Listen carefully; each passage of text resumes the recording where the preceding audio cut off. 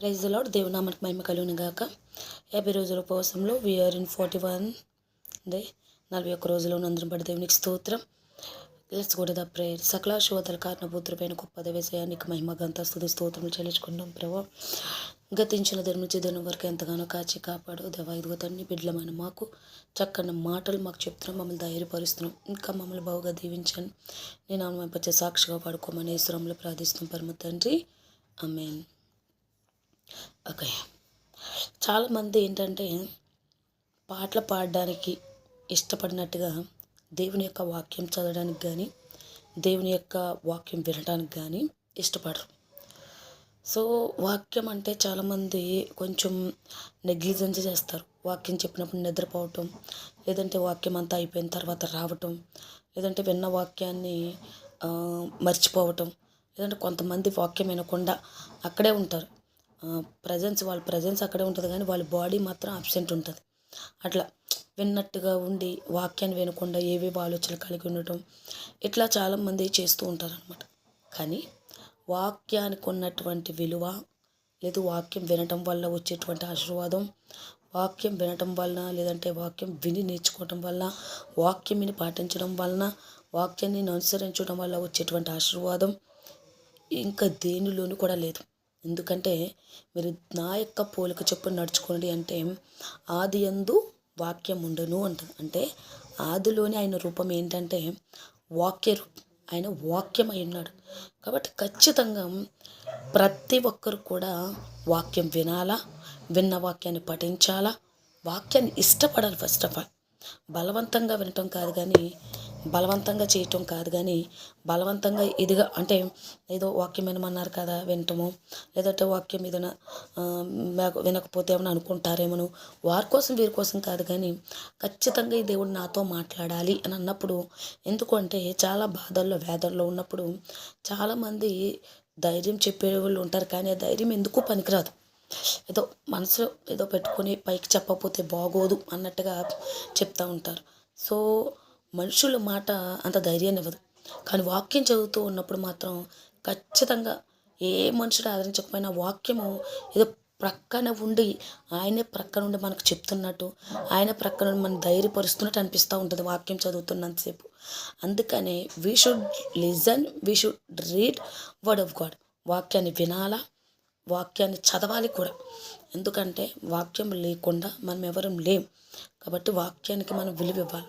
అంతేకాదు ఆయన మాటలన్నిటిని కూడా మన హృదయంలో పెట్టుకునేవారు ఉండాలి. ఎందుకంటే ఎవరో ఎంతోమంది మనల్ని అవమానిస్తే, నిందిస్తుంటే, సిగ్గుపడేటట్లుగా చేస్తే ఎన్నోసార్లు వాక్యాన్ని మనం హృదయంలో, వారి మాటల్ని హృదయంలో పెట్టుకుని తలంచుకుని మనం సందర్భం వచ్చినప్పుడల్లా కుదిరినప్పుడల్లా చెప్తూ ఉంటాం బయట వాళ్ళకి. వాళ్ళు ఇలా అన్నారు అలా ఉన్నారని ఒక్క మాట కూడా పొర్లిపోకుండా చెప్తూ ఉంటాం.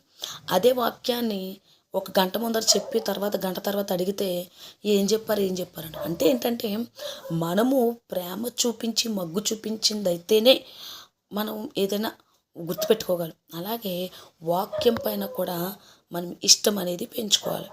వాక్యం పైన ప్రేమ అనేది పెంచుకునేవారుగా ఉండాలి. అందుకని ఎందుకు అంటే వాక్యము అంటేనే ఆయన నోటి మాట, ఆయన మాటలు. వాక్యం అంటేనే ఆయన మనతో మాట్లాడు. కాబట్టి ఏంటంటే ఇలాంటి వాక్యాన్ని మనతో మాట్లాడే అవకాశం మనకు వచ్చినప్పుడు ఇలాంటి వాక్యాలు మనం వదలకూడదు. మనతో మాట్లాడే అవకాశం వచ్చినప్పుడు ఖచ్చితంగా మనం వినాలి, ఆయన మాట వినాలి. ఎందుకు అంటే మన బ్రతికించేది, జీవమిచ్చేది, నడిపించేది, ఆశీర్వాదం ఇచ్చేది, చివరికి దేవుని రాజ్యానికి తీసుకుని వెళ్ళేది కూడా వాక్యమే. ఎలాంటి చెడ్డవారుగా ఉన్నా కూడా మార్చేది కూడా దేవుని యొక్క వాక్యమే. అందుకని యోహాను సువార్త 15:7 చదువుతున్నాను.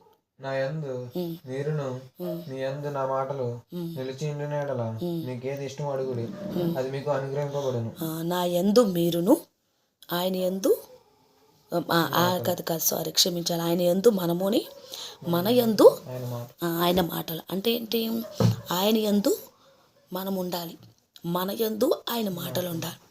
ఎప్పుడైతే మన హృదయంలో ఖచ్చితంగా ఆయన యందు మనం ఉండాలి, మన యందు ఖచ్చితంగా ఆ పరిశుద్ధ గ్రంథంలో రాయబడిన ప్రతి ఒక్క మాట అంటే వాక్యము మన హృదయంలో ఉంచుకుంటాము, మన హృదయంలో భద్రపరుచుకుంటాము, మన హృదయంలో దాచుకుంటాము.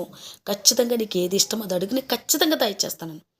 మనకి ఇష్టమైన ఆశీర్వాదాలు మనం పొందుకోవాలి, ఇష్టమైన దీవెనలు మనం పొందుకోవాలి, ఇష్టమైనటువంటి జీవితాన్ని మనం అనుభవించాలి. అది దేవుని ఇష్ట ప్రకారం. నిజంగా మన ఇష్టం అంటే కొన్ని కొన్ని చెడ్డవి కూడా ఉంటాయి. అలా కాకుండా దేవుని ఇష్ట ప్రకారం మనం ఏది అడిగినా అది ఆ దేవునికి ఇష్టమై ఉండాలి. అది మన ఇష్టమై కూడా మన ఇష్టమై ఉండి అది దేవుని ఇష్టమై కూడా ఉంటేనే ఖచ్చితంగా దేవుడు మనకి ఇస్తాడు. ఎప్పుడు మన యందు ఆయన మాటలు ఉన్నప్పుడు ఖచ్చితంగా వాక్యాన్ని ఎవరైతే నెమ్మలపరుచుకుంటారో, ఎవరైతే వాక్యాన్ని హృదయంలో దాచుకుంటారో, ఎవరైతే వాక్యాన్ని ప్రతిరోజు చదువుతారో ఖచ్చితంగా వారు అనుకున్నటువంటి ఆశీర్వాదాన్ని, వారికి ఇష్టమైన ఆశీర్వాదాన్ని చూస్తారు.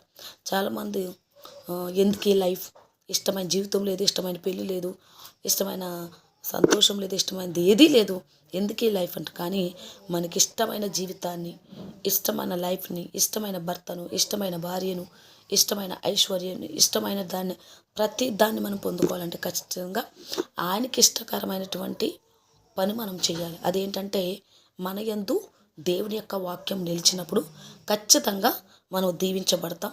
ఖచ్చితంగా మనకి ఇష్టమైన ఆశీర్వాదం దేవుడు మనకి దయచేస్తాడు. హల్లెలూయా. అందుకని దేవుని వాక్యాన్ని ఎప్పుడు కూడా నిర్లక్ష్యపరచకూడదు. దేవుని వాక్యాన్ని ఎప్పుడు కించపరచకూడదు. దేవుని వాక్యాన్ని క్షుణ్ణంగా అర్థం చేసుకొని దేవుని వాక్యాన్ని వినేవారు ఖచ్చితంగా వారికి ఇష్టమైన ఆశీర్వాదాన్ని చూస్తారు. Hallelujah. God bless you all. See you in the next time. Praise the lord.